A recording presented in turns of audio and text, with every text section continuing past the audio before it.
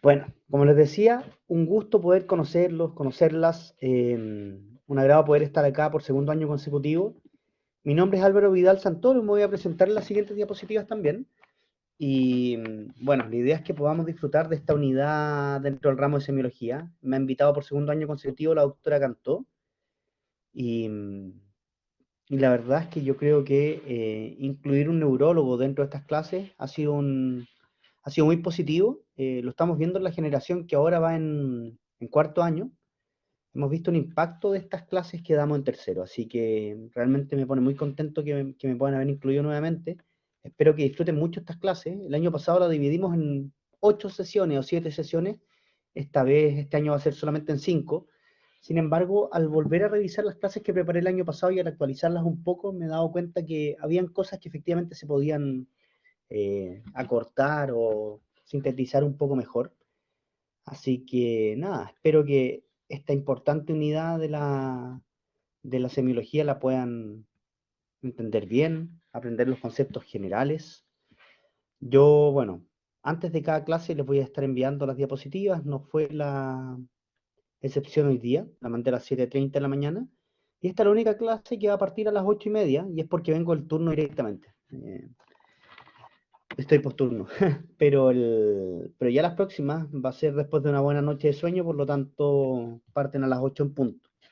En realidad estamos partiendo a las 8:30 exclusivamente por el tema del traslado desde el hospital. Pero ya estamos acá, estamos en la casa y vamos a comenzar nuestra clase. Cualquier duda, consulta, o levantar la mano o escribirlo en el chat. Estoy acá para que aprendamos todos, ¿ya? Créanme que yo también aprendo mucho, mucho de la docencia y esa es una de las cosas que más me motiva. Y bueno, habiendo dado esta pequeña introducción y volviendo a decir algo que ya deben saber, que es el ramo de semiología, el ramo más importante de la carrera de medicina, es el ramo que marca un antes y un después, es el ramo que hasta el día de hoy yo utilizo. Yo siendo neurólogo, ayer me tocó ocultar pacientes, hacer examen cardiopulmonares, hacer examen abdominal. Uno nunca deja de ser médico y siendo un médico responsable además, siempre hacer positivo que puedan hacer un examen físico lo más completo posible. Por lo tanto, este ramo marca un antes y un después en la carrera y espero que lo estén disfrutando de esa forma. Bien, para presentarme, esto lo vamos a dar más énfasis hoy, pero va a aparecer todas las clases por un tema de formato de educación online. Bueno, mi nombre es Álvaro Vidal Santoro, yo soy médico cirujano, médico general de la Universidad Pedro Valdivia. Salí el año 2013, estudié entre el 2007 y el 2013. Después yo me gané una beca autofinanciada primaria de cirugía general. Al mismo año que egresé, el 2014, en abril, estaba partiendo mi beca. Y a los 3 meses de beca me di cuenta que no era mi lugar, que no me había gustado tanto. Me sigue gustando la cirugía, pero dije, esto no va a ser mi futuro. Por lo tanto, me salí de la especialidad de cirugía. Hice 3 años de atención primaria, hice muchos diplomados, muchos cursos y me di cuenta que neurología era mi lugar. Y terminé ingresando a neurología de adultos de la Universidad Mayor. Sí, soy yo el que participó del curso de neurología de urgencia, ya que me preguntan ahí. Entonces hice mi beca entre el 2017 y el 2020 en la Universidad Mayor, con sede en el Hospital FACH y el Hospital Félix Bulnes.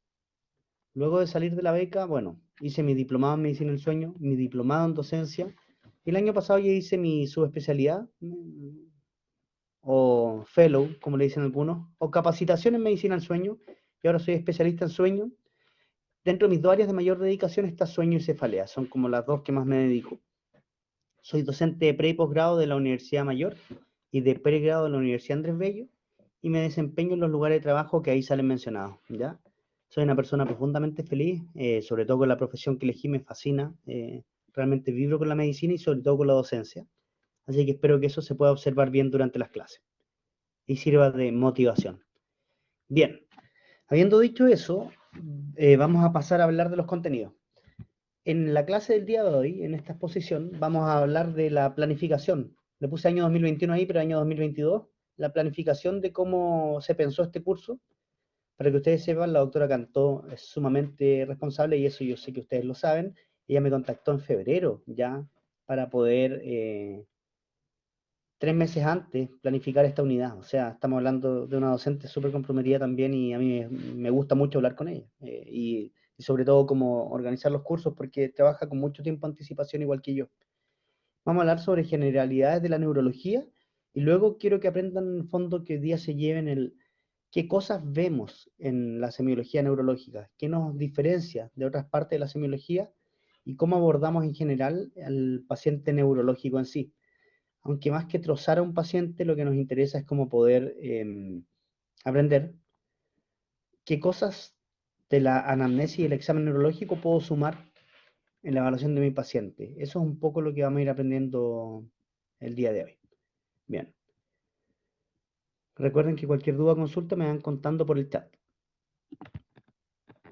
Entonces, como generalidades, el concepto de semiología, quizás lo vieron en alguna clase anterior o quizás no, fue acuñado por un lingüista. Esto parte desde las áreas del lenguaje, no parte desde el área de la medicina como concepto.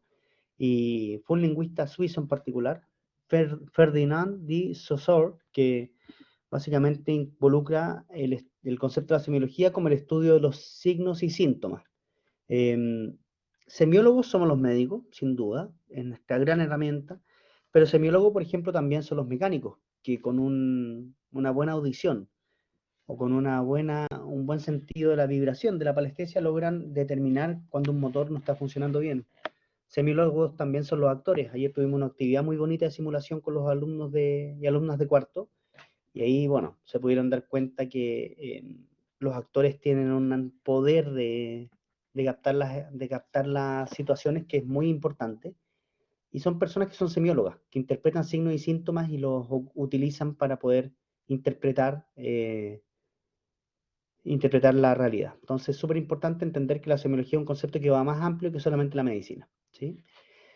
Los signos van a ser las manifestaciones que nosotros observamos, que nosotros como observadores externos percibimos. Y el síntoma tiene un carácter subjetivo, y es lo que el paciente nos entrega, ¿ya? Muchas veces contrapuesto con lo que el médico cree que es. Viene esta señora a consultar de nuevo por cefalea, pero debe no tenerla. ¿Cuántas veces hemos escuchado eso? Y la verdad que es un error. Si partimos no validando a nuestro paciente, no creyéndole, probablemente vamos a caer en un error, y ese error lo hemos visto muchas veces en la medicina, y los invitamos a ustedes como futuros médicos a no cometer esos errores, ¿ya? Ahora, yendo más a la medicina propiamente tal y semiología, podemos decir que el doctor Charles Lowry dijo, la semiología no es solamente la gramática de la medicina, sino que es la medicina en sí misma. Y eso es para recordarles una vez más que la semiología es el ramo probablemente más importante de la carrera. Acá es donde vamos a obtener conceptos sumamente relevantes de lo que vamos a hacer el día de mañana en nuestra práctica diaria, ¿sí? Bien, como descripción ahora del área que yo me dedico, que es la neurología, que altamente la recomiendo, y bueno, vamos a ir conversando de eso a lo largo de las sesiones, pero la neurología es una especialidad de la medicina interna como concepto. Ahora bien, no en todos los países hay que ingresar por medicina interna, vale decir, ser internista primero y luego neurólogo. En países como Ecuador y otros hay que hacerlo así. Sin embargo, en países como Chile, como España, se ingresa directo a la especialidad de neurología y a una especialidad distinta a neurocirugía por lo demás. La neurología estudia y trata las patologías del sistema nervioso central y del periférico, ¿ya? Eh, Esta asignatura, donde vamos a conversar ahora, donde vamos a ir viendo todas las cosas, tenemos por objetivo que ustedes aprendan y adquieran competencias sobre la semiología neurológica, tanto la parte de anamnesis como la parte de examen neurológico, que tengan conocimientos sobre la clínica, fisiopatología, farmacología, la verdad que lo vamos a guardar para el próximo año, donde yo los voy a estar esperando en el ramo de cuarto, y que puedan hacer diagnósticos sindromáticos, localizatorios y etiológicos. Eso es principalmente la meta. El curso que vamos a dar este año es principalmente teórico para lo que es neurología. Para el próximo año vamos a tener al menos una actividad de simulación y una actividad de examen físico presencial, ¿ya? Por lo tanto, las clases de semiología van a ser principalmente de una naturaleza teórica. Los objetivos que nos hemos trazado junto a la doctora Canto es que sean capaces de enumerar y describir los principales términos. O sea, yo quiero que de acá se lleven un glosario, y es una de las grandes metas que tenemos en semiología en general. O sea, que tengamos un glosario, que sepamos los conceptos, que aprendamos a describir en la ficha con conceptos médicos, ¿sí? Que sepamos hacer una buena historia. Eso lo vamos a ver desde el punto de vista de hacer una buena y detallada anamnesis. Iniciar, ver videos, empezar a conocer lo que es la secuencia de técnicas del examen neurológico. Plantear diagnósticos que sean por lo menos en 3 ejes: localizatorio, sindromático, etiológico, que tiene que ver con las causas de los síndromes que vamos a plantear. Y en neurología agregamos un cuarto que se los voy a mostrar en una de las diapositivas siguientes, que es el funcional, ¿ya? El grado de funcionalidad que tiene el paciente en relación a sus síndromes, ¿ya? Y que podamos plantear diagnósticos diferenciales. Estas van a ser las principales metas que nos vamos a trazar en esta unidad que iniciamos hoy. En cuanto al calendario, y esto probablemente ya lo recibieron también, hoy día comenzamos con introducción a la neurosemiología. En el fondo vamos a ver también la anamnesis como concepto muy importante. Mañana vamos a ver examen neurológico. Y el lunes comenzamos con lo patológico, ¿vale? Es decir, síndromes motores y sensitivos el lunes. El miércoles, síndrome cerebeloso, síndrome meningio y síndrome de hipertensión endocraniana. Y finalmente el jueves vamos a cerrar con una sesión de casos clínicos, que me interesa siempre darle énfasis a eso porque es donde realmente vamos a aplicar y vamos a ver que la brecha que teníamos al inicio de las sesiones se fue achicando y nos vamos a dar cuenta de todo lo que se aprendió a lo largo de estas 5 sesiones, ¿ya? Bueno, vamos a hacer presentaciones teóricas, algunos casos clínicos, vamos a involucrar harto el correlato anatómico. Yo quiero que ahí se recuerden las clases que tenían con el profesor William Aguilar, amigo personal, que hace la unidad de neuroanatomía. Tienen que recordar esos conceptos. Vamos a ver harto video para potenciar la educación online en este caso. El próximo año ya espero que sea 100% presencial, como ha sido la mayoría del curso con los alumnos de cuarto. Y dejar planteado, como en la semiología, solicitud de exámenes básicos, como la batería general. ¿Cuándo pedirla? ¿Por qué pedirla? La interpretación la vamos a dejar más para el ramo de cuarto. Les dejé algunas sugerencias de bibliografía. Les mandé los principales 3 artículos que vamos a ocupar. Sin embargo, si ustedes quisieran profundizar en patología, el Sarrans, que está en el SIBUM, y si quisieran profundizar en semiología, este libro es muy bueno y es de la Católica. Puede ser más necesario para el próximo año, pero ya para comenzarlo a leer ahora sirve. Nosotros con mi equipo de ayudante alumno, que partió el año pasado un equipo y este año seleccioné el segundo equipo, tuve muchísimos postulantes para hacer neurología. Estamos generando apuntes. Tenemos apuntes hechos el año pasado, apuntes de este año de semiología neurológica. Yo se los voy a mandar a los delegados y al mail del curso para que los tengan. Y principalmente es para que los puedan leer, para que los vayan entendiendo. No les voy a mandar los de patología, sino que les voy a mandar más bien los de síndromes propiamente tal. Y en base a ese vamos a ir definiendo. Así que si es que no se los envío para el fin de semana, recuérdenme. El doctor Arroba me pregunta si no ocupo el Goich. A mí me formó el profesor Bozo cuando hice semiología en tercer año, que el profesor Sergio Bozo es quien dirige semiología para toda la Universidad de Chile y está particularmente en Occidente, en el campus San Juan de Dios. Y bueno, ahí tuvimos algunos reparos, sobre todo en la parte neurológica con el Goich. No está mal que lo ocupen, sobre todo para la clase de hoy, cuando tenemos que generar gran parte del glosario. Utilícenlo de todas formas. Yo me comprometo a leerlo, a echarle un vistazo, pero la bibliografía que les mandé es mucho más dirigida a lo que necesitan en neurosemiología, ¿ya? Ocupen el Goich, sin duda, pero sobre todo para la clase hoy día. Para las otras nos va a quedar un poco corto para lograr los objetivos que nos hemos trazado, ¿ya?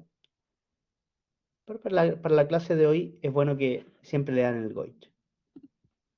En mi época también existía el Soto de la Católica, que era como la contraparte del Goich. No sé si hay versiones más nuevas o algo, pero el Soto también, en neurología no llegaba a tener las metas que esperábamos. Este libro nuevo de la Católica tiene bastantes elementos útiles, ¿ya? El Mellado no está en SIBUM. Ahora, nuestro proyecto que tenemos con los ayudantes alumnos, esta es mi segunda promoción y yo espero que como la cuarta, quinta, podamos ir sacando ya nuestro propio libro, un mayor, Hacia eso va destinado en el fondo los apuntes que preparamos con los ayudantes. Los papers que mandé son de estudio entre comillas opcional. Yo espero que los vayan leyendo, que seleccionen al menos uno de esos y lo empiecen a leer, porque pueden aparecer preguntas más específicas de alguno de ellos. Después les puedo decir cuál de los tres es el más recomendable, pero es importante que los vayan leyendo desde ya. Bien, hasta acá, dudas, preguntas, comentarios en cuanto a la planificación de lo que vamos a hacer.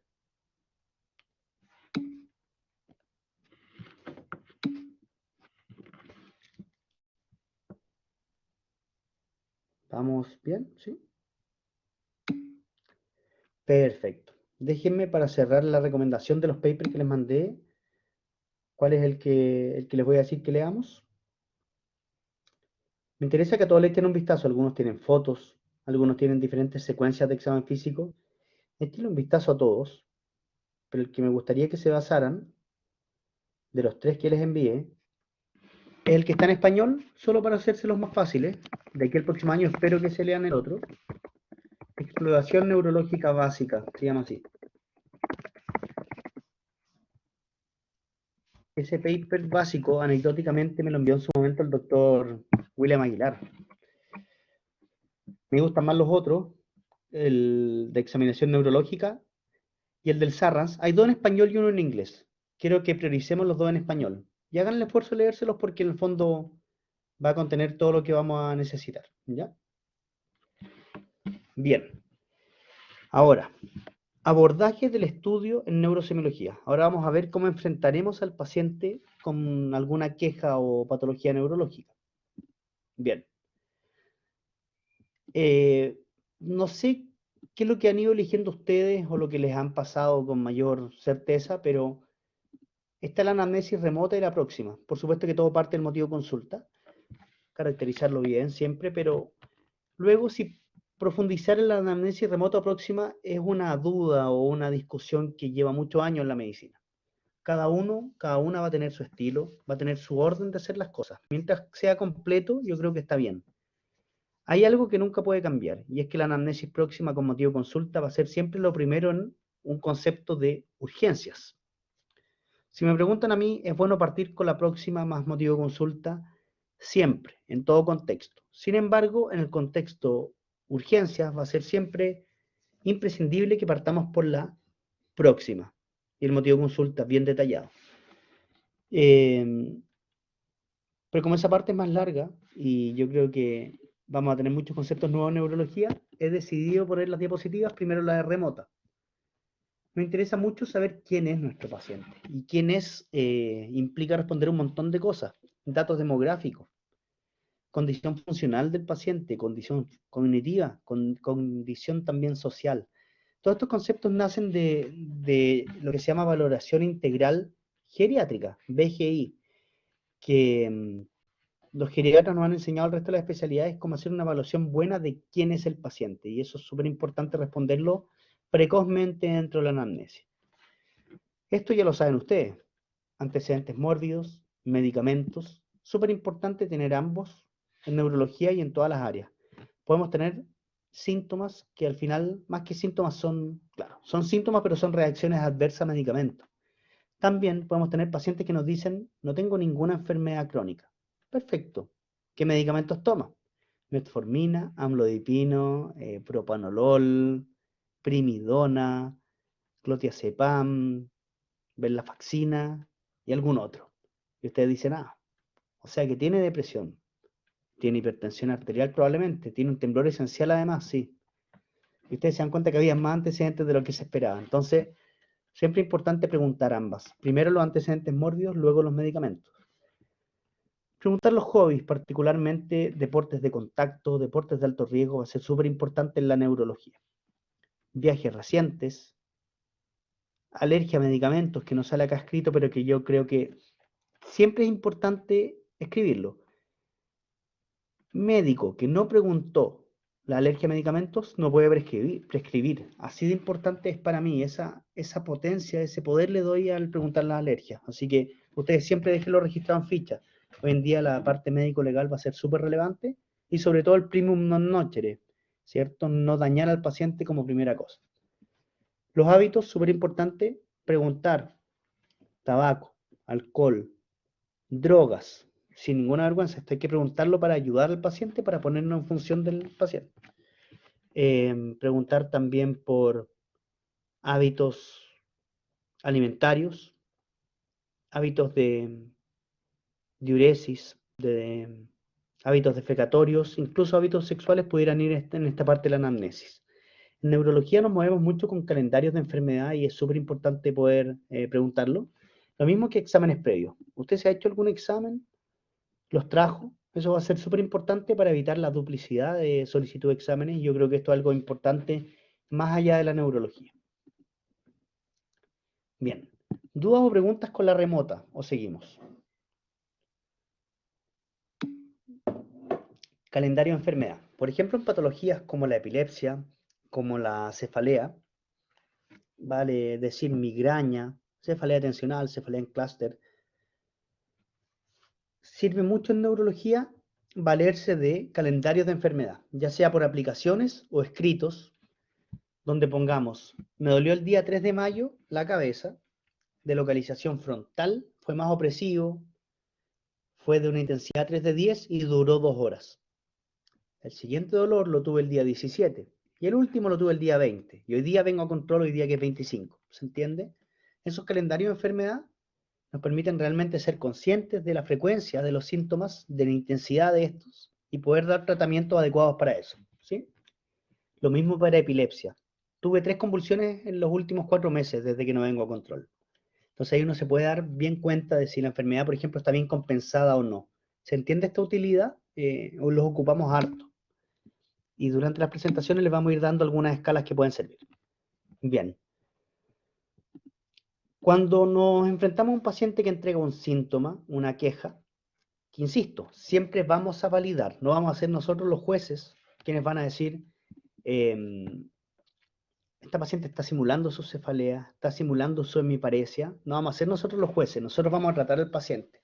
Y eso es algo que tenemos que aprender ahora, si no van a cometer errores grandes. Se les va a pasar a la paciente con dolor torácico, se les va a pasar el infarto, porque es joven, delgada, y porque tiene, por ejemplo, pinta, aspecto de que pudiera tener un trastorno de ansiedad, no se les va a pasar a ustedes, porque tuvieron esta clase. Van a recordar que el paciente hay que tratarlo por el síntoma, por supuesto que consulta. No vamos a hacer nosotros emisión de juicio, porque eso es la principal causa de error médico, la soberbia. ¿Ya? Bien. Estos mensajes los doy ahora porque después solamente me quedaría reforzarlos en cuarto y séptimo, que es donde los veo de nuevo. Lo importante es que el síntoma que trae el paciente le vamos a dar un perfil temporal, y eso en neurología es clave, porque el perfil temporal nos va a orientar a ciertas etiologías. Entonces, tenemos el agudo, que como otro concepto pudiera llamarse brusco. Es de segundos a minutos hasta unas pocas horas. Hay una subdivisión del agudo que nosotros en neurología llamamos ictal, y lo voy a poner en el chat. Ictal es lo más brusco de lo brusco. Es aquel síntoma que alcanza su mayor intensidad dentro de los primeros 5 minutos. ¿Sí? Y si se fijan en el gráfico que, bueno, con el mayor de los cariños, pero sin mucho talento, dice, se fijan que el síntoma es brusco, es rápido, tiene un rápido ascenso en escala de intensidad. Estos gráficos en el fondo son intensidad versus tiempo, ¿sí? Tiene un rápido ascenso de intensidad en poco tiempo, eso es un ictal o un agudo. ¿Qué grupo de patologías se le ocurren para este gráfico, para este tipo de patología? El agudo, el ictal, el brusco. ¿Qué tipo de patologías neurológicas hay acá?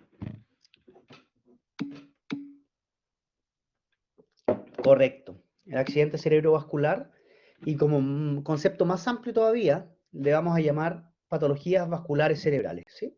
Importante que lo manejemos de esa forma. Luego tenemos el subagudo. Son patologías que van de días a semanas. Y van subiendo, si ustedes se fijan, la pendiente está un poco más inclinada. Es un poco más lento el desarrollo de síntomas. ¿Qué grupo de patologías neurológicas pueden ir acá?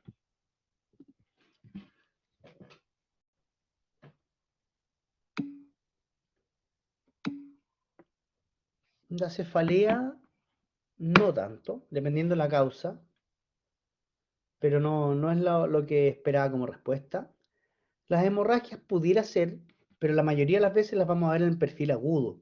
Recordar que las hemorragias son patología vascular propiamente tal. Así que, ¿se les ocurre alguna otra? Si les hablo de una persona con cefalea, con fiebre. Eso, muy bien. El doctor Bruno. Justamente, bien Anita. Meningitis, patología neuroinfecciosa. Esa es clásicamente subaguda. Luego viene el subcrónico. Se da de semanas a meses. Este es un cuadro que se mezcla con el crónico frecuentemente. El subcrónico es un cuadro que va progresando un poco más lento, en semanas a meses. Una persona que tiene cefalea, cada vez más intensa, cada vez más frecuente, cada vez más duradera, ¿sí? Hasta que ya es permanente y despertó de noche al paciente, por ejemplo. La migraña no es así en general. Y lo vamos a ver durante las sesiones, pero ¿qué cuadro va de a poco progresando?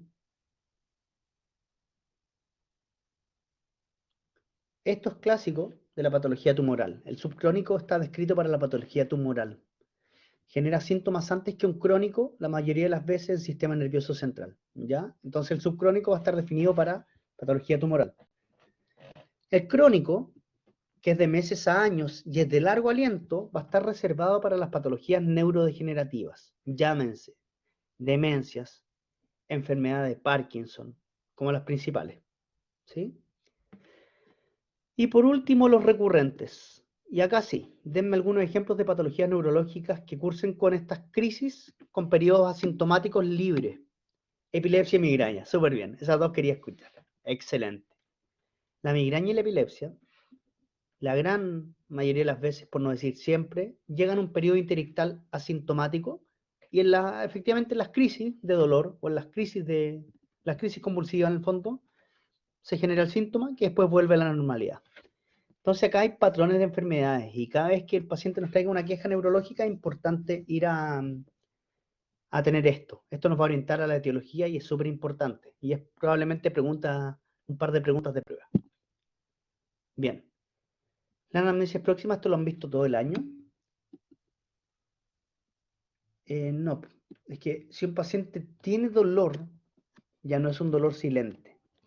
Dolor silente no es un concepto que hoy en día se está ocupando en la medicina. Si tiene dolor, ya no es silente. Un infarto silente, un infarto al miocardio silente puede ser, sin dolor. Pero silente ya quita. Ah, un dolor sordo.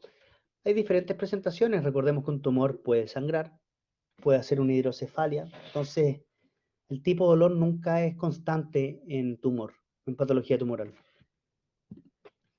Bien. En la anamnesis próxima lo más importante es esto. En neurología el paciente va a traer 5 a 10 síntomas, se los digo yo que lo veo a diario. Entonces, lo importante es decir, ¿cuál de todos los síntomas que me contó es el que más la molesta, el que más lo molesta, el que trajo acá al paciente? Es el que tenemos que encontrar y el resto lo vamos a subir como síntomas acompañantes o secundarios. Importante darles una intensidad a estos síntomas y la intensidad se puede analizar por escala visual análoga, como también se puede ver, por ejemplo, con impacto en las actividades de vida diaria, con absentismo laboral, ese tipo de cosas se pueden preguntar, como también el impacto en el sueño y en el ánimo. Esas cosas pueden ayudar a indirectamente ver la intensidad. Preguntar agravantes, atenuantes, fluctuaciones diurnas o estacionales, ¿ya? Calendario de enfermedad y preguntar dirigidamente síntomas por sistemas, cardiovascular, respiratorio, gastrointestinal, entre otros, urinarios, ¿ya? Nefrourológicos como sale en su programa. Preguntar síntomas de otras áreas. Neuro no nos vamos a ir a meter solamente al cerebro y al sistema nervioso periférico. Bien, ahora vamos a partir como el glosario, ¿ok? Yo voy rápido en el glosario porque son hartas diapositivas. Y por último, si es necesario, volvemos atrás, pero esto yo voy a dejar el glosario y va a ser tarea de cada uno y cada una analizarlo y buscar los conceptos. Puede ser útil el GOIT en algunos de ellos.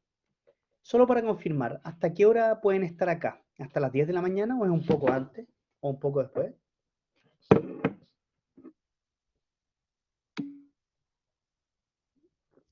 Esa hora tenía yo también, perfecto. Entonces vamos a ir viendo los síntomas según esfera, ¿ya? A mí me dijeron que tenían que estar hasta las 10 acá. En el fondo, yo necesito que estén presentes las clases participando. Esto hasta las 10 y todas las clases van a ser a las 10, así que hasta las 10.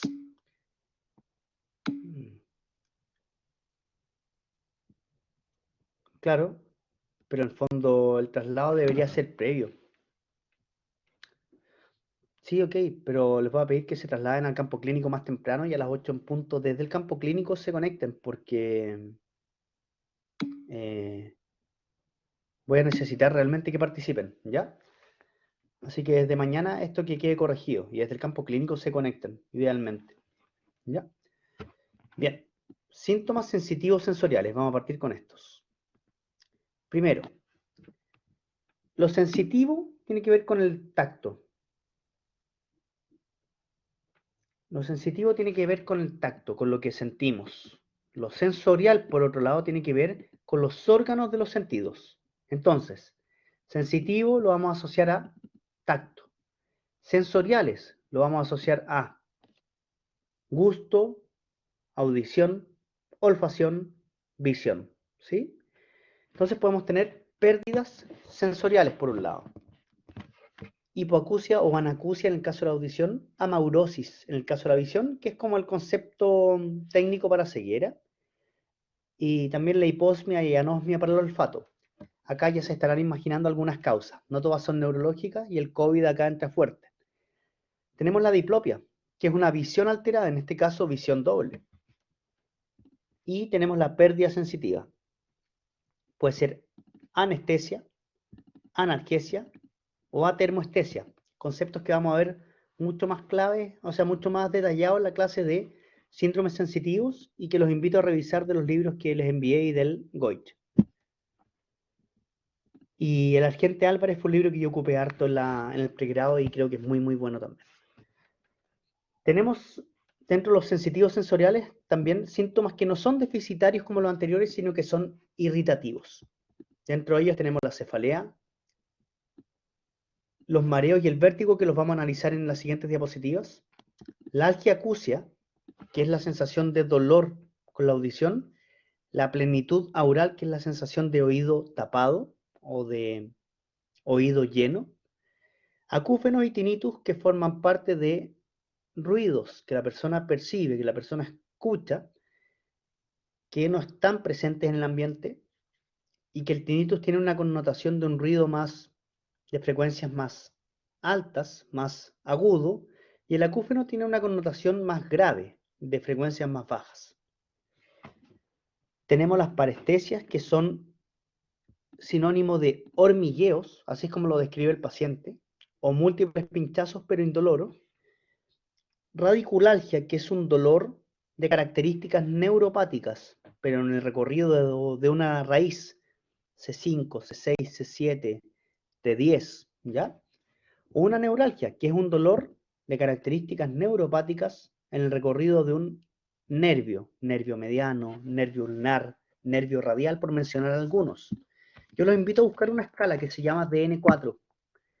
Es súper bueno para ustedes que están haciendo semio, que puedan buscar la DN4 y ahí se van a dar cuenta las características que tiene un dolor neuropático propiamente tal. ¿Ya? Bien. Es distinto un dolor, totalmente distinto a un dolor musculoesquelético o a un dolor oncológico. Bien. Mareos y vértigo quise extenderme un poquito más, de forma breve, y comentarles que hay muchos conceptos para hablar de este tema. Dizziness, en inglés, sería como la sensación de mareo. El mareo se diría dizziness en inglés. Y eso tiene que ver con una sensación de caminar entre nubes, caminar entre cáscaras de huevo. De esa forma lo han descrito los pacientes. No le giran las cosas, pero ante cambios bruscos de posición, o ante, por ejemplo, un ayuno prolongado, ante un medicamento hipoglicemiante, por ejemplo, la persona se va a sentir como inestable. El problema es que también está unsteadiness, que es otro concepto en inglés que se ocupa para el desequilibrio. Los vamos a ocupar como conceptos parecidos al mareo y al desequilibrio. El vértigo es otra cosa. pueden traducir lo mismo, problemas de patología del oído interno. Y ahí los invito a corregir los que dicen oído medio. El oído medio es solo auditivo, el oído interno tiene las estructuras desde donde nace el octavo par, el vestíbulo coclear. Y el vértigo es giro, una sensación inexistente de giro. Antiguamente se dividía en vértigo objetivo, vértigo objetivo, gira las cosas, o vértigo subjetivo, giro yo, la persona que está sintiendo el vértigo. Pero la verdad que hoy en día no se ocupa, se habla de vértigo a secas, ¿ya? El síncope, que ya es un compromiso con ciencia súbito, breve, completo, con recuperación ad integrum.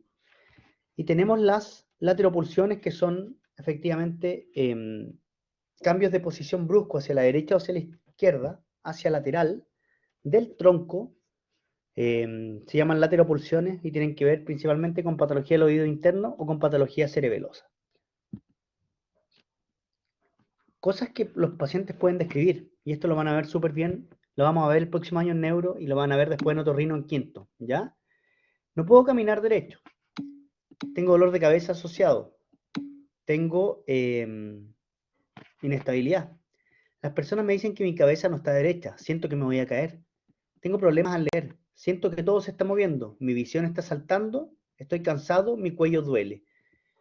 Y el vértigo, entre comillas, porque no se ve, es más una sensación, pero se vería así como se ve en la imagen. Oscilopsia, por otro lado, es un concepto que habla de, estamos mirando un punto fijo y este punto parece moverse en el horizonte, ¿se entiende? O sea, por ejemplo, yo estoy viendo la pantalla y la pantalla hace un movimiento horizontal o vertical, que habitualmente es horizontal, como que se mueve el fondo de lo que estoy mirando. Eso es lo que se llama oscilopsia y traduce básicamente lo mismo.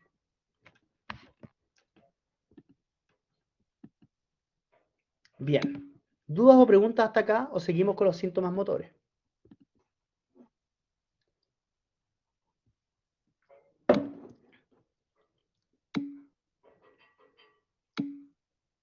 Bien. Por ahí había una pregunta. Me dicen, había dicho algo. Sí. Eso es como en el buen chileno. Yo preferiría que me dijera que son movilizaciones laterales bruscas del tronco, ¿ya? Y eso, lateropulsiones, y lo voy a escribir acá en el chat. Lateropulsiones, ¿sí? Como también pueden haber retro o anteropulsiones. Una persona que va caminando y efectivamente el tronco se inclina hacia anterior o hacia posterior de forma brusca, como estoy mostrando en la cámara, o hacia el lado derecho o hacia el lado izquierdo. Esas son pulsiones. Antero hacia anterior, retro hacia posterior, lateropulsiones hacia derecho o hacia izquierda van a ser las lateropulsiones, ¿ya? Bien, dentro de los síntomas motores, que los voy a ver muy por encima porque tenemos una clase de esto, vamos a hablar primero de los deficitarios. Vamos a partir por ese tipo de síntomas. Y la verdad que acá sí que hay que revisar el glosario bien, y revísenlo durante este fin de semana para que podamos llegar bien a la clase el lunes. Lo primero que vamos a dar como concepto es plegia versus paresia, ¿ya? ¿Alguien sabe la diferencia entre plegia versus paresia? Si alguien lo quiere decir por micrófono, mejor. Si no, no hay problema, puede ser escrito. Plegia versus paresia. ¿Alguien conoce la diferencia? Carlos, te escuchamos. Aló, buenos días. ¿Se escucha? Buenos días, sí, se escucha bien. Gracias. De lo que yo tengo entendido, la paresia implica una limitación en la capacidad motriz del paciente hasta cierto punto, mientras que la hemiplegia es una pérdida total del movimiento, hasta donde yo entiendo. Perfecto, muy bien. Felicidades, Doc. Miren, hay una escala, la vamos a ver dentro de las clases de motor. Hay una escala que se llama MRC, ¿ya? Tiene que ver con la potencia muscular. Va desde el M0 al M5. M5 es el movimiento normal. M0 es sin movimiento. Y del M1 al M4 es menos movimiento, con diferentes grados. Esta escala se la van a tener que saber este año. Entonces, ¿qué es lo que ocurre? M0 es plegia. M5 es movimiento normal. Del M1 al M4 se va a considerar paresia, ¿se entiende? En el fondo, plegia, tal como decía el doctor, es cero movimiento y cero contracción muscular también. Porque, ojo, hay contracción muscular sin movimiento y eso ya no se considera plegia, sino que se considera paresia. Pero cuando el paciente tiene menor fuerza o menor grado de movilidad con contracción muscular presente, estamos hablando ahí de una paresia. Plegia es mover cero, paresia es mover menos. Entonces es importante que tengamos ese concepto. Definiendo eso, la puse arriba, MRC, a todo el chat lo que hemos conversado, digámoslo como el dato relevante, ¿ya? Sabiendo esto, lo que es plegia, lo que es paresia, EMI es de la mitad del cuerpo. Acá está la imagen, y fíjense que también nos sale en la imagen, pero puede ser también facial, ¿ya? Puede haber una paresia facial incluida, además de la brachiocrural. Para tiene que ver con ambas extremidades inferiores. Paraplegia o paraparesia. ¿Se entiende? Para tiene que ver con las extremidades inferiores. Diplegia es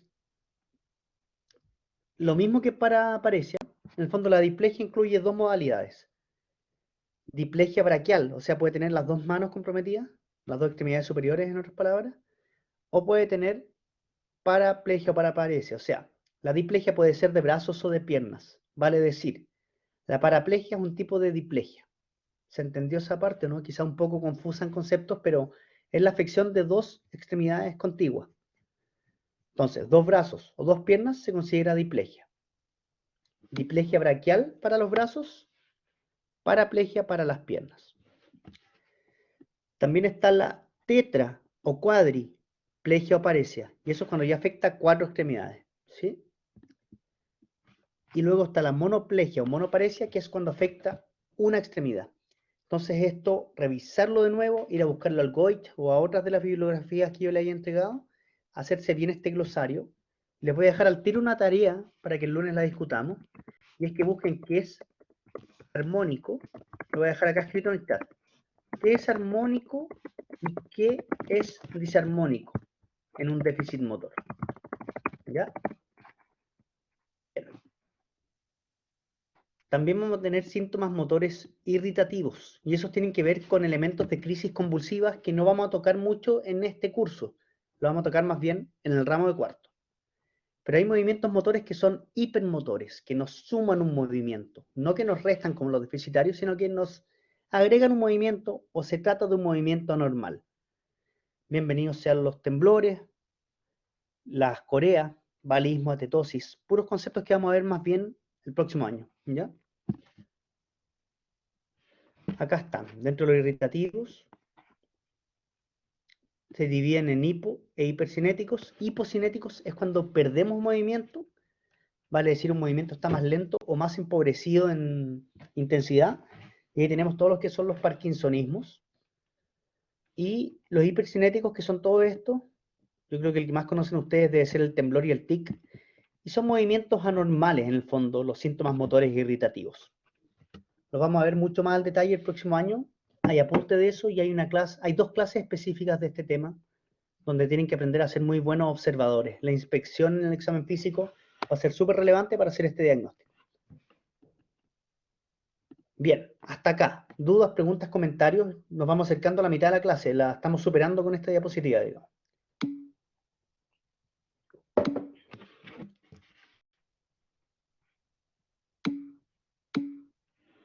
Vamos súper bien. Perfecto. ¿Qué visión, rápidamente, porque nos queda harto tiempo, qué visión tienen de la neurología? ¿La encuentran difícil, abordable? ¿Han podido estudiar algo antes o es su primer acercamiento después de Neuroanato?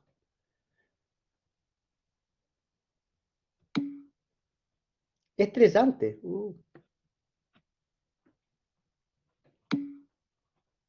Difícil pero interesante. Difícil. Entretenida. Mira, hay diferentes planteamientos. Yo me conformo con, bueno, llevarme acá a la beca algún futuro especialista en séptimo, alguno o alguna, un par idealmente, invitarlo a la beca, la mayor. Y lo segundo, y esto va para todos, no solo para los que les interese la neurología, no hacerle el quite al paciente neurológico. Muchas veces, justamente por difícil, por estresante, la gente no toma al paciente neurológico y perdemos una ventana de trombolisis, de darle un tratamiento efectivo para el accidente cerebrovascular. Entonces, considerando eso, yo diría que lo que tenemos que, una de las metas que tenemos es perder el miedo. Y eso es lo que vamos a lograr en estas clases. Y el próximo año también. Bueno, está la esfera cognitiva. La esfera cognitiva es súper importante. Está influenciada por muchas cosas. Siempre es importante que sepamos el nivel educacional del paciente, que sepamos su actividad laboral o su actividad estudiantil. Esto nos va a dar bastantes luces de también lo que podemos exigirle al paciente en términos cognitivos, ¿ya? Útil preguntar también los idiomas que el paciente maneje. Es bien sabido que manejar más de un idioma es un factor protector para las demencias. Por lo tanto, importante preguntar esto, si el paciente lee, escribe, importante ver esa parte, porque son todos potenciales factores de riesgo para una demencia, para un trastorno neurocognitivo mayor, como se llama hoy en día. Bien. Entonces, en lo cognitivo hay deficitarios e irritativos. Se fijan que he ido dividiendo todo de esta forma. Preparé esta clase por primera vez el año pasado, me costó mucho encontrar como un glosario neurológico, así completo. Entonces me fui a un libro muy bueno, que no les voy a pedir que se lo lean porque no es para pregrado, de hecho es para primer año de beca y tirando para segundo año de beca, que es el Fustinioni, un libro argentino que es súper bueno. Los neurólogos argentinos son extraordinariamente buenos, sobre todo los de la Universidad de Buenos Aires y los de la Universidad Católica de Córdoba, donde tengo varios amigos. Y bueno, son muy muy buenos, tienen este libro de semiología que es el mejor libro de semiología que yo haya visto en neuro, pero es un libro muy denso. Y aún así, fue el libro que, a pesar de toda la complejidad que tiene, me dio estos síntomas como este glosario neurológico, me lo entregó en un orden. Yo hoy en día se lo estoy explicando acá, pero el glosario, el orden, el esqueleto en el fondo, lo tiene ese libro. Y ahí salen descritos, salen como mencionados todos estos temas, y fue la única parte donde encontré el enfoque de cómo pasaron esta clase, así que no fue tan fácil de encontrar. No les voy a pedir que lo lean de ahí porque, insisto, salen solamente nombrados. Y la búsqueda de estos conceptos va a correr por parte de cada uno y cada una. Ya, síntomas cognitivos entonces. Y del habla, pudiéramos decir. Tenemos primero la disartria. La disartria es hablar traposo, hablar como si la persona estuviera en estado de ebriedad o como si la persona estuviera edentada. Esa es la forma como un paciente, una persona se ve con disartria. Hay otra cosa que es la fascia. La fascia es personas que no pueden emitir lenguaje ni comprenderlo. Está la amnesia, que tiene que ver con incapacidad de generar nuevos recuerdos o de evocar recuerdos antiguos. Está también la desorientación, que tiene que ver con la incapacidad de la persona para ubicarse en tiempo, en espacio, en persona, vale decir saber quién soy, o en situación, el por qué estamos acá, ¿ya? Y por otro lado están los síntomas irritativos y ahí aparecen las alucinaciones. Alucinaciones que pueden ser visuales, auditivas, táctiles o kinestésicas, entre otras. Y ahí ustedes siempre tienen que saber que las auditivas son más psiquiátricas y las visuales son más orgánicas. Vale decir, habitualmente hay una patología orgánica explicando eso. ¿Ya? Síntomas del sueño y de la conciencia. Sueño es una de mis dos áreas de dedicación más potentes. Me encanta la medicina del sueño. Dentro de los deficitarios vamos a situar acá el compromiso conciencia, que lo vamos a ver al detalle en dos clases del próximo año, y el insomnio, que tiene que ver con la dificultad para iniciar o conciliar el sueño. El tiempo normal para conciliar el sueño es de 8 a 30 minutos. Si es menos de 8, le vamos a llamar hipersomnia. Si es más de 30, le vamos a llamar insomnio. ¿Se entiende?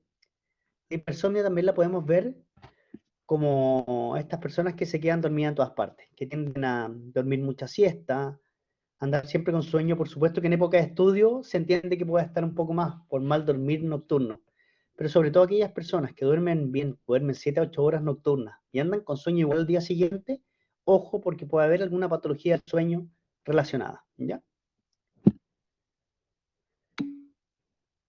Tengo tremendo insomnio.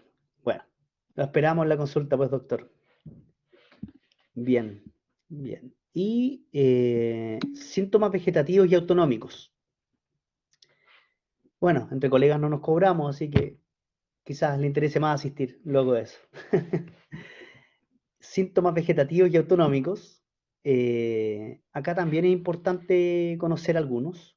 Nuevamente, deficitarios e irritativos.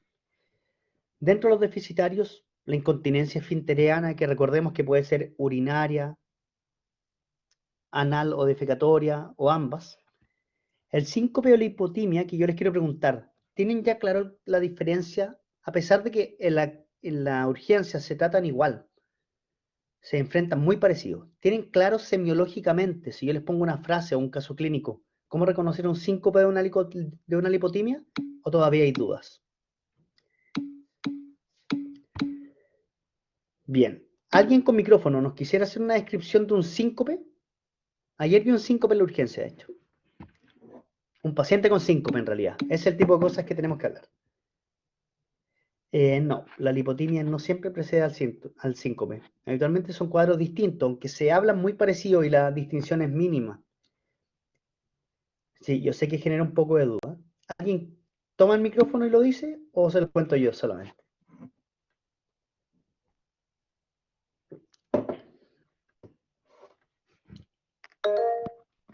Doctor Vicente, a ver, cuéntenos qué, desde su Hola, punto de ¿te vista, escuchan? diferencias. Hola, sí, cuente. Sí, o sea, según lo que yo tengo entendido al menos, que igual puede que me equivoque, pero como que la diferencia es súper sutil y es que en el síncope se recupera completamente la conciencia y en la lipotimia no. Pero eso es lo que tengo Ya, entendido nomás, como la gran diferencia entre en las estricto dos. rigor vuelven bien. El síncope, el síncope es el que sale descrito ad integrum. La lipotimia no tiene esa descripción, pero en la práctica uno ve que, claro, el paciente con lipotimia quizás queda con algunos síntomas posterior. Por ahí va la cosa, lo que dice la doctora Espinosa. Yo les voy a contar las situaciones. El paciente de lipotimia, y esto pasa mucho en personas jóvenes disautonómicas.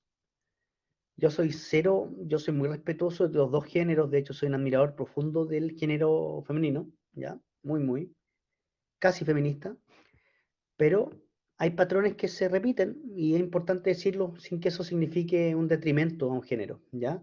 Pero muchas compañeras mías, muchas compañeras, cuando no tomaban desayuno, por ejemplo, o cuando venían muy apuradas a la práctica, o cuando estaban muy estresadas, se comenzaban a marear.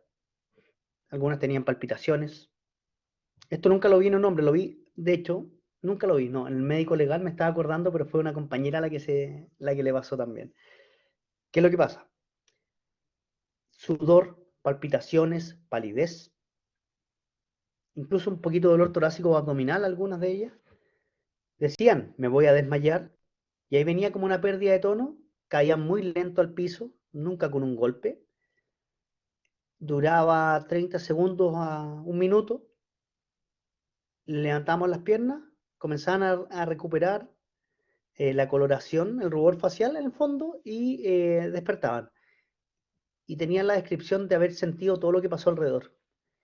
En el fondo lo escuchaba hablando, escuchaba que alguien se me acercó, sentí como me trataron de tomar el pulso, ¿se entiende? Esa es una lipotimia.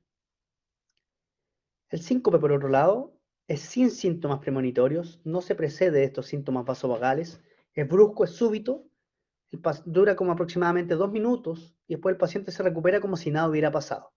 El paciente con lipotimia, por otro lado, se despierta con mayor dificultad. Entonces esa es como la gran diferencia. ¿Se entendió como con la explicación o no? Como definición, pudiéramos escribirla, así como para escribirla en un apunte, síncope. Compromiso de conciencia súbito, breve, con recuperación ad integrum, sin síntomas premonitorios, en la mayoría de los casos. Lipotimia, cuadro clínico de compromiso de conciencia, breve, incompleto, con recuperación más lenta, con síntomas premonitorios que avisan el cuadro. ¿Sí? Eso sería como la diferencia. ¿Ya? Bien, las disfunciones sexuales que pueden ir desde el priapismo en el caso del hombre, que es una erección sostenida, hasta disfunción eréctil, que ya no se le llama impotencia, hasta una dispareunia, dolor con la actividad sexual o el coito relacionado a la mujer, principalmente la dispareunia, serostomía, que tiene que ver con salivación disminuida, constipación, que tiene que ver con disminución del volumen defecatorio o de la frecuencia defecatoria, ¿sí? ¿Cómo se llamaba qué cosa, Sofía?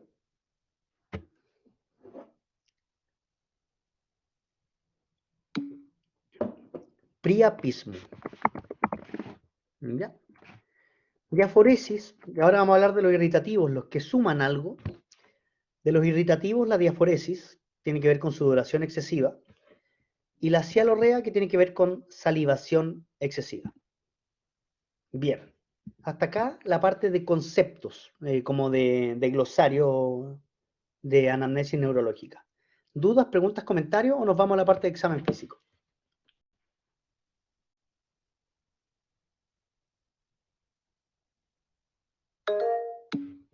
Ana Belén, cuéntame.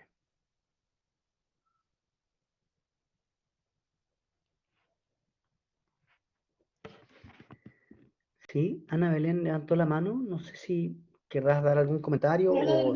Ahora sí, hola. Hola, Em, cuéntame. Quería preguntarle sobre lo de síncope y lipotimia, como que me enredó un poquito. Ya, El síncope dijo que no tenía síntomas premonitorios. la mayoría de Tiene las veces no. pérdida de... ¿Ah? La mayoría de las veces no lo tiene, es verdad. Y la lipotimia sí tiene. La mayoría de las veces sí lo tiene. No hay 0 ni 100 en la medicina, pero claro, la lipotimia tiene, el síncope no tiene. Y lo que nos explicó sobre las mujeres, las palpitaciones, que no toman desayuno, el sudor, palidez y todo eso, ¿es de lipotimia o síncope? De lipotimia. Ah, ya. Y se recupera súbito y, y con un compromiso de conciencia como no tanto como el síncope. ¿Eso? Claro, como incompleto. En la lipotimia Incompleto. En sienten los cambio, el movimientos de dedo. síncope es como completo. Completo, no sienten nada. ¿Qué me pasó? Esa es la pregunta que hacen al despertar. Ah, ya. Muchas gracias. Eso era. De nada, gracias a usted por el interés. Bien. Nunca olvidar el examen físico general y segmentario, y yo estas se las voy a cobrar, porque cuando llegan a neuro, cuando llegan a traumato, nos llevan fonendo. Y yo digo, se están formando como médicos generales, no como especialistas. Y aunque fueran especialistas, tienen que llevar su fonendo. En el fondo estamos siendo médicos antes que cualquier cosa. Por lo tanto, el examen físico general y segmentario siempre en neuro. Nos interesan mucho los signos vitales en particular y nos interesa examen completo.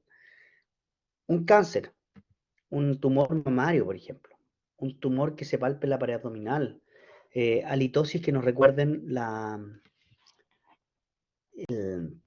por ejemplo, una cetoacidosis diabética, que nos recuerden un hálito que sea un fetor hepático, por ejemplo. Cosas tan importantes en el cuello, un soplo carotidio. En las extremidades, una trombosis venosa profunda que llegue al corazón, ¿cierto? Que el corazón tenga un foramen oval permeable o que tenga una comunicación izquierda-derecha y termine dando un accidente cerebrovascular. O sea, las conexiones que tenemos entre el sistema nervioso central y periférico y el resto del cuerpo es muy importante, por eso el examen físico general nunca se le olvide. Me han llegado interconsultas por mareos y vértigo en pacientes que tienen obstrucción intestinal, lo único que había que hacer era revisar el abdomen. Me ha tocado ver pacientes que en el fondo le encontraba hemorragia en astillas, en la unguiales, y al final, claro, tenían un stroke secundario a una endocarditis infecciosa, entonces les voy a cobrar el examen físico general y segmentario cada vez que trabajemos juntos, y el fonendo no dejarlo en la casa, siempre hay que andarlo trayendo. Ahora, cuando llegamos a lo neurológico, esto es lo que prima, esto es súper relevante, y son los pasos del examen físico neurológico. Dependiendo de dónde lo lean, van a tener diferentes versiones. De hecho, en el manual de la Católica y de la Chile salen totalmente distintos. Y la verdad, luego de varios años de práctica, de aprendizaje neurológico, les puedo decir que estos son los 5 pasos que nunca pueden faltar. Y desde aquí en adelante, y siempre se ríen harto cuando digo esto, pero de aquí en adelante lo vamos a llamar para siempre el Padre Nuestro neurológico. Así lo han aprendido todos los cursos que he tenido para atrás. Esto es lo que les voy a preguntar siempre que los vea, cuando vea una evolución en el internado sobre todo, voy a pedir que en este orden vayan, y cuando tengamos el curso el próximo año, les voy a pedir que se la sepan al detalle para poder hacer buenos exámenes físicos, ¿ya? Así que son 6 pasos. Me dio un estornudo. Son 6 pasos: conciencia y examen mental el primero, nervios craneales el segundo, examen motor el tercero, sensibilidad el cuarto, examen cerebeloso el quinto y meningios el sexto. Tiene que ser en este orden, y ahí soy fregado y soy súper cuadrado. Motor tiene que ir antes de cerebeloso. Si el paciente tiene un déficit motor, no puedo evaluar el examen cerebeloso. Conciencia tiene que ser lo primero, porque como vamos a ver el próximo año, el examen de conciencia en un paciente vigil espontáneo es distinto al examen de conciencia de un paciente que está comprometido con conciencia o en coma. Entonces, súper importante que sea en ese orden, ¿ya? Y ahí vamos a ir viendo otros detalles a lo largo de estos cursos. En pacientes postrados se puede llevar de todas formas el examen, probablemente en un paciente postrado, que ya el concepto de postrado cambió y ahora les hablamos de pacientes con dependencia severa, ya avanzada, si se quiere. Puede hacer igual el examen motor. Recuerda que por extremidad tienes que hacer la MRC, la escala que les dije, y ver si es que el paciente al menos tiene contracción muscular probablemente quizás sin movimiento, pero al final contracción muscular. Entonces todo eso hay que describirlo. Probablemente en un paciente con dependencia severa o postración no vas a poder ver la marcha, se entiende. Sin embargo, todo el resto de las cosas deberías tratar de hacerlas. Básicamente es eso. Me preguntan también si un paciente comprometido con conciencia o hipoacusia no responde. Ese es otro tipo de examen físico, el paciente del comprometido con conciencia. Pero en la hipoacusia en particular, tienes que buscar la forma de comunicarte con el paciente. Una buena forma en un paciente que tiene hipoacusia puede ser mediante la escritura. Y al final, o por imitación, que el paciente vea y tú le vayas mostrando las pruebas que tiene que hacer. Pero en definitiva, tratar de comunicarte con el paciente. El paciente que tiene un déficit sensorial, uno puede de todas formas llevar a cabo un examen físico. En el paciente comprometido con conciencia también hay que hacerlo, y uno no puede poner simplemente examen neurológico no realizable, no. Le pondremos si tiene sopor leve, intermedio, profundo, si es que tiene pupila isocórica reactiva, cómo tiene la paresia facial, ¿ya? Vamos a ver si tiene incluso movimientos generándole dolor en las extremidades. Lamentablemente, claro, puede sonar muy duro, pero es la forma que tenemos de decir: un paciente no tiene muerte cerebral y lo que tiene un coma, por ejemplo. Entonces, el examen neurológico va igual, tengamos o no tengamos un paciente consciente, solo que los pasos del examen físico van a ser distintos. Entonces, ese es uno de los aprendizajes que vamos a tener acá. Una vez me tocó, fue este año de hecho, ver un becado que le puso examen mental no evaluable, nervios craneales no evaluable, motor, sensibilidad, cerebeloso, meningios no evaluable a todo. Y lo senté a conversar un ratito porque en definitiva no es lo que esperamos menos de un becado. Se pueden obtener más cosas, probablemente va a ser un examen más breve. Yo tengo una secuencia de examen que se las puedo mandar para pacientes comprometidos con conciencia. Es distinto a este, pero sigue los mismos principios y debe seguir el mismo orden. Así que recordar esto como el Padre Nuestro de la neurología, y lo vamos a preguntar en múltiples lugares. El tema es que cuando un paciente trae un signo, un síntoma o como quieran detectarlo, estamos en presencia de una queja neurológica de nuestro paciente. Puede tratarse de una hiperfunción, pensemos en una hiperreflexia, por ejemplo, un paciente que tiene un aumento del área reflexógena, que tiene una disminución del umbral para sacar un reflejo. Puede tener una disfunción, pensemos en una distonía, aquellos pacientes que quedan con una extremidad, como les estoy mostrando en cámara, un brazo, por ejemplo, con muñeca en flexión fija, con espasticidad. Hipofunción, como vimos en la paresioplegia. O normofunción, el paciente puede decir: me está pasando tal cosa, pero realmente yo no la estoy evidenciando con un examen físico. Entonces, anamnesis más examen físico me tienen que llevar a un análisis. Análisis que muchas veces, las primeras veces ustedes que van en tercero, van a tener un tiempo, una tarde para hacerlo. Nosotros tenemos el tiempo que nos vamos a lavar las manos para hacer ese análisis. Y eso es lo que uno va desarrollando con el tiempo, al ser un buen semiólogo, ¿ya? Todo esto nos va a ayudar a generar un diagnóstico en 4 ejes.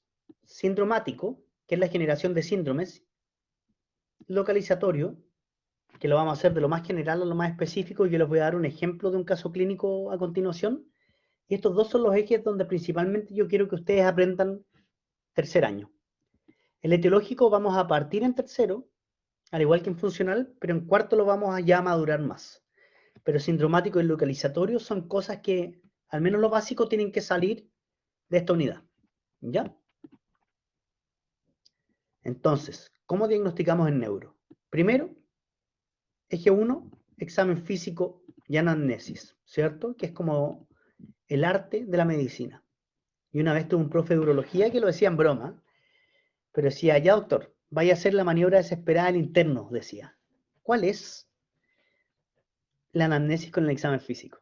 Obviamente la tiró en broma, sin duda fue una broma, pero yo dije qué frase más equivocada, terriblemente equivocada, porque no solo es lo más importante, sino que es el arte que nos distingue como médicos.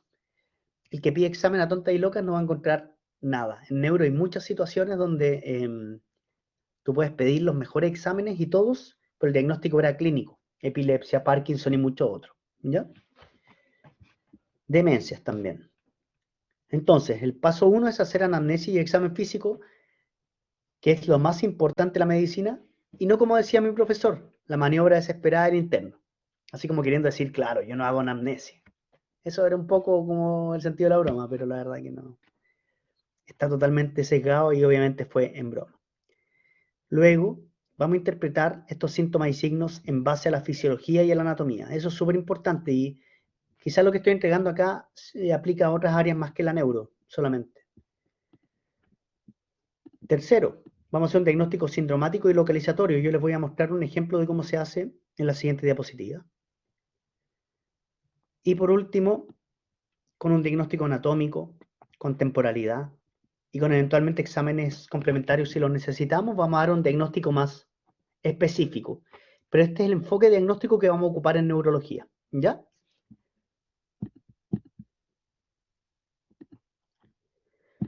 Dentro del examen físico ocupamos múltiples herramientas en neuro.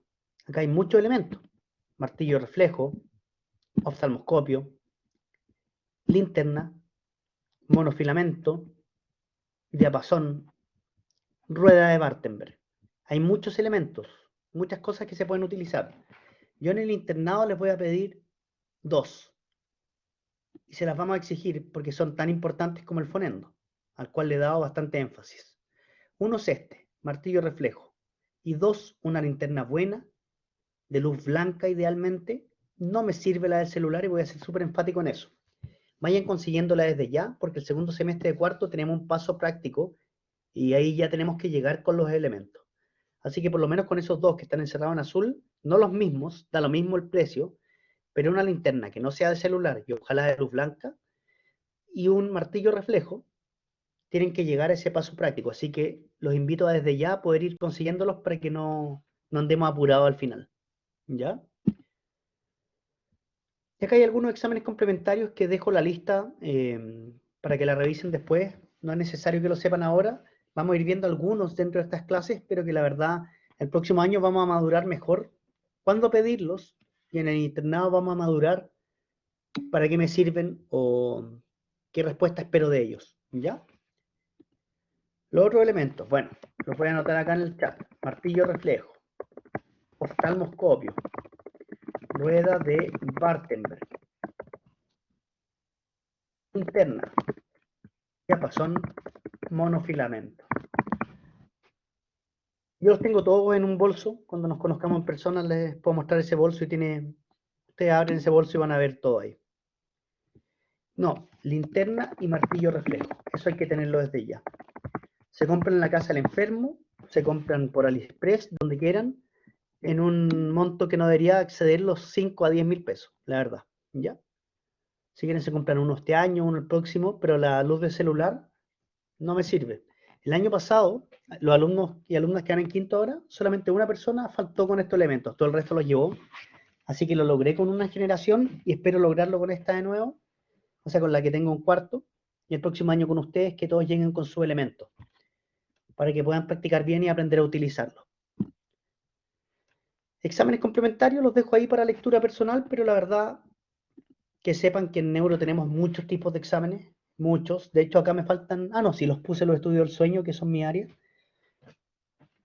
Tenemos muchos más, en neuro hacemos muchos exámenes complementarios, o tenemos la disciplina de hacer muchos exámenes complementarios, la posibilidad más bien. No siempre los pedimos todos porque lo clínico siempre prima en neuro, siempre. Pero tenemos un montón de exámenes que tenemos que conocer en neurología, muchísimos. En semiología me interesa que por lo menos tengamos una noción de cuándo pedirlo, y eso lo vamos a desarrollar en las próximas clases. Para que tengan en cuenta el diagnóstico etiológico, están todas estas categorías. Las que están ahí, más la nube vascular. Yo hablo de grandes nubes. Siempre dibujo una nube y digo, hablen de grandes nubes. Entonces, por ejemplo, si yo voy a tocar la nube de vascular, cuando dé mi examen de internado, yo espero que me digan accidente cerebrovascular isquémico, accidente cerebrovascular hemorrágico, dentro del isquémico, cardioembólico, gran vaso, pequeño vaso, causa desconocida. En el hemorrágico, hematoma subdural, hematoma epidural, hemorragia intraparenquimatosa. Eso no es tercero, eso es séptimo año. Pero, ¿qué me interesa en tercero? Que por lo menos sepan las distinciones, que hay patologías vasculares, infecciosas, traumáticas, por mencionar algunas, ¿ya? Y ya las comentamos algunas de ellas en esa diapositiva de patrón de perfil temporal. En neurología tenemos escalas para todo. Hay un libro muy entretenido que es como más de 100 escalas en neurología.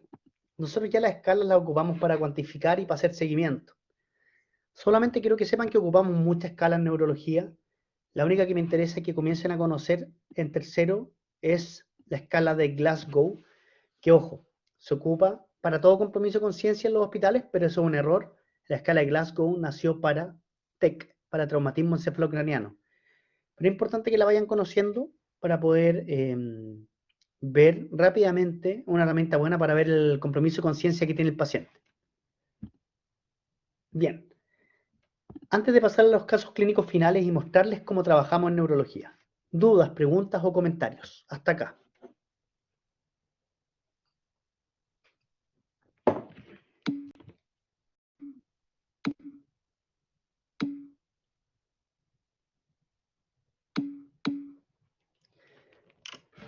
Súper, miren, ahora les voy a mostrar lo que hacemos en neuro, ¿ya? Muy cortito porque nos quedan 6 diapos, 4 diapos para ser exacto, y nos quedan 15 minutos, así que estamos bien.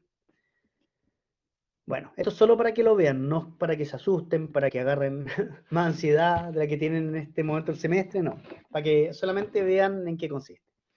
Bien, lo voy a leer, o no sé, ¿tenemos voluntario o voluntaria que quiera leer el caso? Solo leerlo, yo lo voy a desarrollar. Pero no se ve completo. Léanlo, ojalá, quien lo lea, léalo desde el PDF que mandé, ¿sí?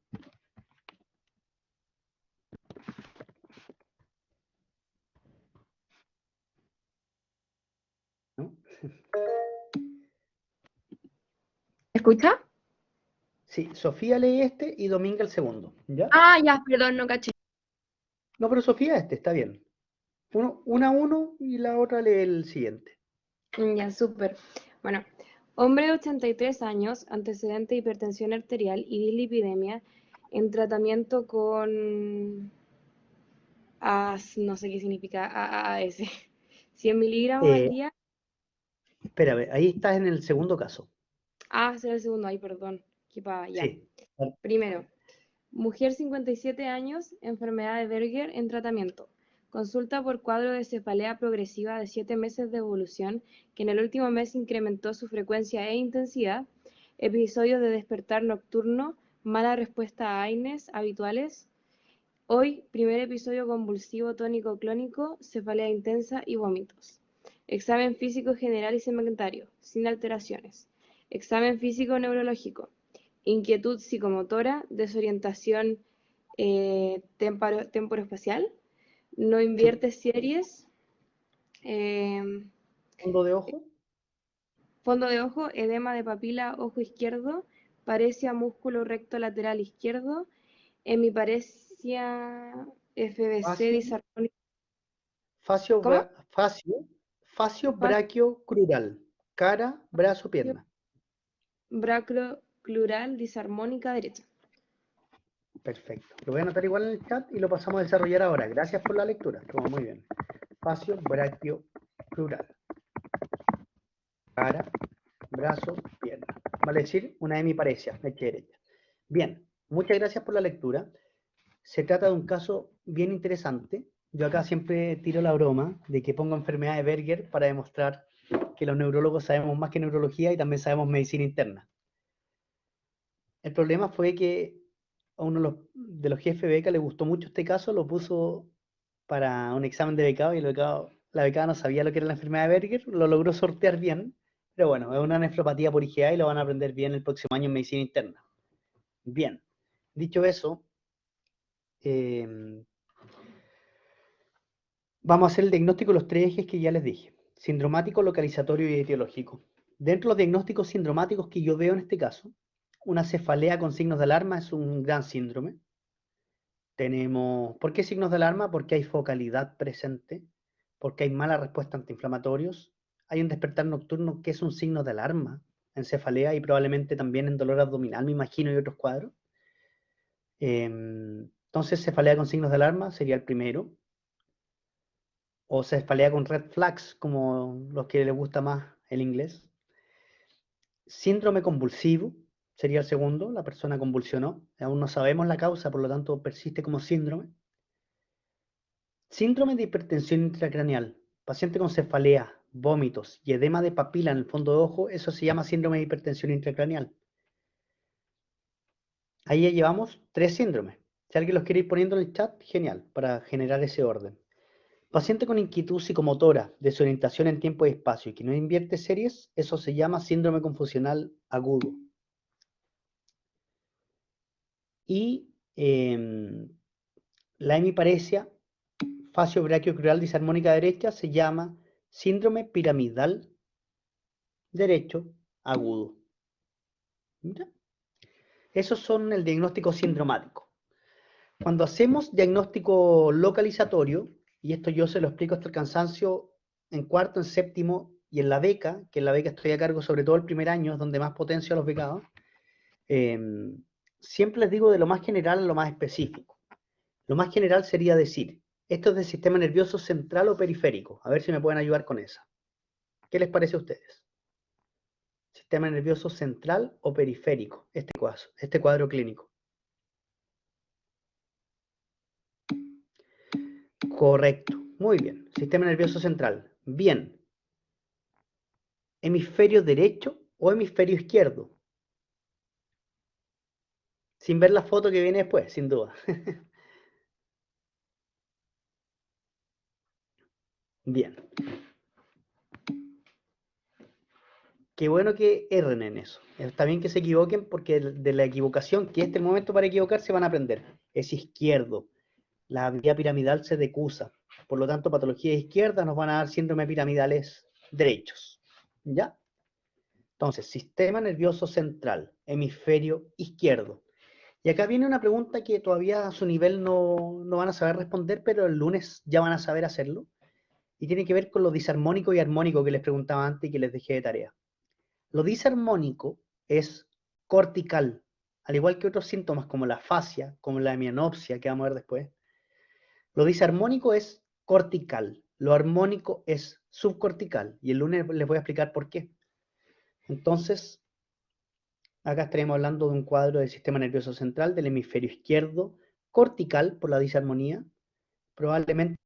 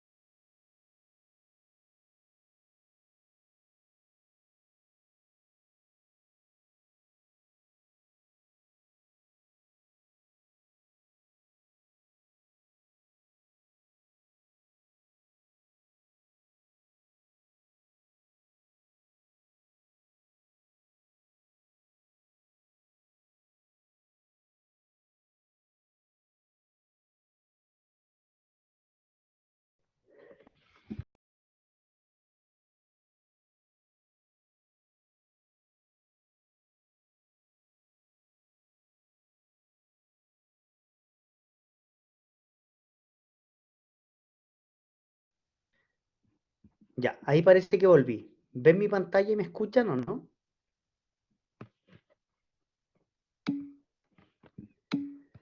Perfecto. Entonces, volvamos al localizatorio. Sistema nervioso central, hemisferio izquierdo. ¿Por qué lo sabemos? Lo sabemos fundamentalmente porque el síndrome piramidal que presenta el paciente es derecho. Y como el tracto córtico espinal se decusa, tenemos esa explicación. Cortical porque es disarmónico y lóbulo frontal que es donde está el homúnculo motor. El síndrome piramidal es derecho, o sea, no hay que explicar por qué el síndrome piramidal es derecho. El síndrome piramidal derecho es lo que usted ve en la clínica y describe. Lo importante es explicar por qué es izquierdo el probable daño. Y es izquierdo el probable daño porque hay una decusación del tracto piramidal. Eso deberían recordarlo de neuroanatomía. Que lo del hemisferio izquierdo, no, el síndrome es lo que ustedes están viendo en clínica. El síndrome es derecho. No, sale hemiparesia facio-brachiocrural disarmónica derecha. La sintomatología es derecha. Lean el caso. Insisto, léanlo desde el PDF, porque no se ve completo acá, me quedo cortado. Hemiparesia facio-brachiocrural disarmónica derecha. La sintomatología es derecha, pero la localización es probablemente izquierda. ¿Ok? ¿Se acuerdan que les dije que lo leyeran desde el PDF? Porque se desconfigura la presentación en este formato. Bien, dicho eso, ahora voy a hablar de etiología. Para mí la etiología 1 de esto debería ser tumoral, la segunda vascular, y la tercera podría ser un absceso cerebral, vale decir neuroinfeccioso. En base a eso le pido una resonancia que muestra esto. Muestra un voluminoso tumor con gran edema vasogénico peritumoral que comprime los ventrículos laterales y desvía la línea media, vale decir hipertensión intracraneal. ¿Se entiende? Mediante la imagen confirmo lo que ya sospechaba, en la localización que sospeché. Y hay un correlato clínico anatómico o clínico radiológico. ¿Se entendió el enfoque o no? ¿Hasta acá? Les va a tocar repasar la vía motora. Yo como síndrome voy a describir lo que estoy viendo. El caso era síndrome piramidal derecho, y eso es así. Pero la localización del daño es izquierdo. Acá hay una decusación del tracto córtico espinal anterior. Entonces vamos a tener que ahí repasar la neuroanatomía para el día lunes. Todavía nos quedan días para reforzar eso. Ah, ya. No, pero si lo sabían, entonces estamos bien. Bien, caso 2. Alguien que lo lea, y este sí lo vemos completo en el... sí se ve completo en la pantalla. Este sería el último caso. Ah, Ya. tumor. Lo que les contaba, un extenso tumor frontal izquierdo, voluminoso, con gran edema vasogénico, compromete la línea media y los ventrículos laterales. Patología tumoral. Probablemente un glioblastoma. ¿Ya? Un glioma de alto grado. Conceptos más para que sepan que existe. Bien, vamos con el caso 2, que sería el de cierre. Hombre de 83 años, antecedentes de hipertensión arterial y dislipidemia, en tratamiento con AS 100 miligramos al día y atorvastatina 20 miligramos Ácido acetil salicílico. ácido acetil salicílico. Consulta por cuadro de desorientación de 4 semanas de evolución, que se ha hecho más evidente la última semana, con insomnio y agitación nocturna, cefalea intensa y debilidad en mi cuerpo derecho. Examen físico general y segmentario sin alteraciones. Examen físico neurológico, destaca desorientado temporoespacial, no invierte series, lenguaje conservado, hemiparesia facio-braquial crural, derecha con plantar extensor ipsilateral, trastorno de la marcha. Perfecto, súper bien. Diagnóstico sindromático acá. El cuadro de desorientación con insomnio, con agitación nocturna, nuevamente nos hablan de un síndrome confusional agudo o delirium. Esa es la otra forma que se habla. Y ahí probablemente en alguna de las unidades vieron lo que es delirium versus delirio, que son dos conceptos distintos. Nuevamente cefalea con signos de alarma. Y tenemos un síndrome piramidal derecho. Esos son los síndromes que tiene este paciente. Localizatorio, sistema nervioso central nuevamente, hemisferio izquierdo, y con los elementos que se me entregan no puedo decir si es cortical o subcortical todavía, porque no me aparece si es que hay una fascia, que sería un síntoma cortical, no me aparece si es que es armónico o disarmónico, por lo tanto no puedo claramente yo decir la localización precisa, pero sí sé que es del hemisferio izquierdo, sí sé que es del sistema nervioso central, y probablemente el lóbulo frontal, ya que afecta la vía motora. Le pido un escáner y aparece esto. Un adulto mayor con uso de aspirina puede generar este tipo de sangrado. Esto que ven acá, que tiene un aspecto bicóncavo, así es como le llamamos, se llama hematoma subdural frontoparietal izquierdo. Y explica perfectamente la sintomatología que el paciente presenta. En los adultos mayores, como tienen atrofia cerebral, el sangrado puede avanzar mucho más, hasta que ya llega un momento en que comprime el cerebro y por supuesto que ahí genera síntomas. Habitualmente hay un golpe en los 2 o 3 meses previos a la consulta, ¿ya? Así que se fijan cómo desde la clínica yo pienso que examen pedir y trato de localizar el daño, y claro, cuando pido la imagen efectivamente el daño está en el lugar. Solo para reforzar, por si no lo saben, el examen anterior era una resonancia, esto no viene al caso que lo sepan en tercero. Esta imagen es una tomografía computarizada de cerebro, sin contraste, ¿ya? Entonces, este es un corte axial. Este es un corte axial. Es como si yo me pusiera los pies del paciente y fuera avanzando de a poco, ¿ya? Por lo tanto, considerando eso, este es el lado derecho y este es el lado izquierdo. Lo mismo para la imagen de la resonancia, ¿ya?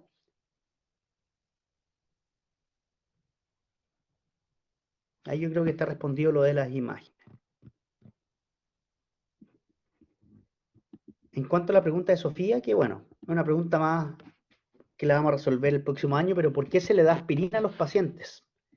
Porque el beneficio supera el riesgo, y si bien la aspirina no es un medicamento tan potente, de hecho tiene un NNT, que es un concepto estadístico que van a aprender el próximo año, que es Number Needed to Treat, que es, esto no entra, esta pregunta off the records que me hace Sofía, pero el NNT es cuántos pacientes necesito tratar con un medicamento o con una terapia para tener un resultado favorable.